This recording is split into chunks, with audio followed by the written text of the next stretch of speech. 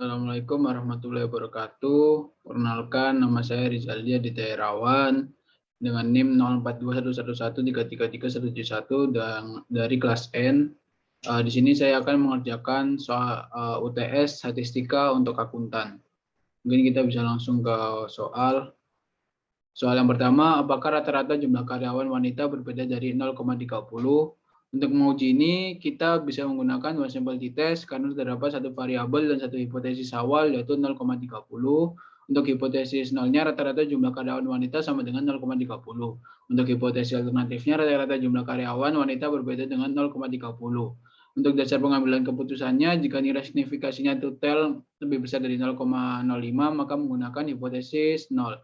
Jika nilai signifikasinya total lebih kecil dari 0,05, maka menggunakan hipotesis alternatif. Untuk mengujinya, kita menggunakan SPSS, analis, lalu conversion, kita pilih yang wasable t-test, kita pilih yang karyawan wanita, lalu ini test value-nya 0,30. Oke. Untuk hasilnya, ini kita bisa lihat hasilnya.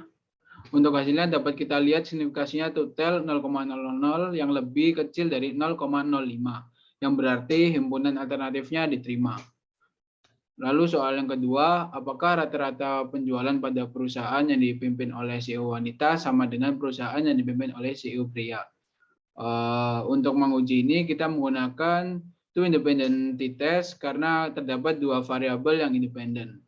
Untuk hipotesis nolnya, rata-rata penjualan pada perusahaan yang dipimpin oleh CEO wanita sama dengan perusahaan yang dipimpin oleh CEO pria.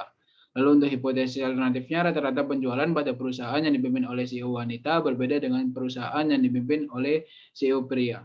Untuk dasar pengambilan keputusannya, jika nilai signifikasinya total lebih besar dari 0,05, maka menggunakan hipotesis 0. Jika nilai signifikasinya total lebih kecil dari 0,05, maka menggunakan hipotesis alternatif. Untuk mengujinya, kita menggunakan SPSS,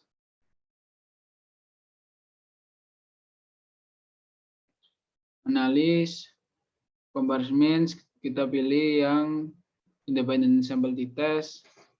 Yang kita masukin variabelnya penjualan, lalu untuk grouping variabelnya gender CEO, lalu kita ketik grup 1 wanita dan grup 2 laki-laki. Oke, untuk hasilnya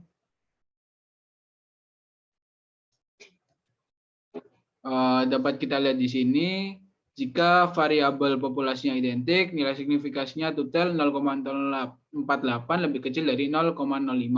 Jadi hipotesis alternatifnya diterima. Kesimpulannya, rata-rata penjualan pada perusahaan yang dipimpin oleh CEO pria tidak sama dengan perusahaan yang dipimpin oleh CEO wanita jika dua variabel populasinya identik.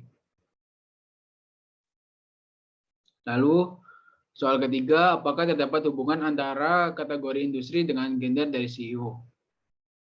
Untuk menguji hubungan ini, kita menggunakan chi-square t-test. Untuk hipotesis nolnya terdapat hubungan antara kategori industri dengan gender dari CEO, dan hipotesis alternatifnya tidak terdapat hubungan antara kategori industri dengan gender dari CEO. Kita mengujinya menggunakan SPSS, kita analis, lalu deskripsi statistik, lalu kita pilih yang cross step, lalu untuk di row-nya kita pilih kategori, lalu kolomnya kita gender CEO. Lalu untuk statisnya kita pilih chi-square karena kita menggunakan di sini.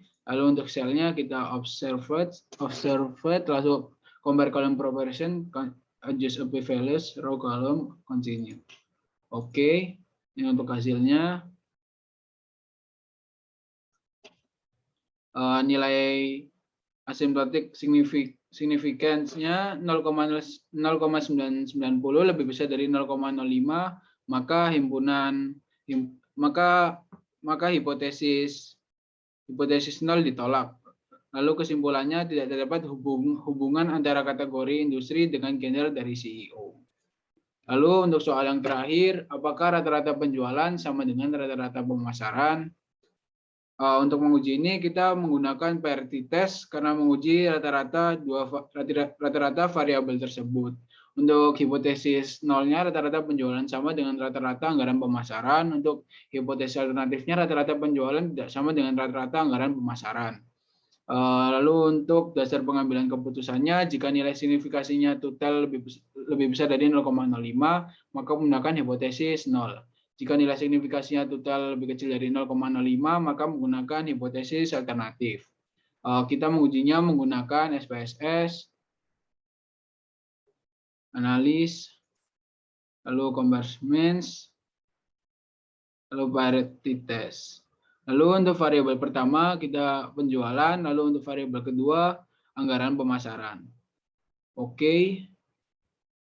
Ini untuk hasilnya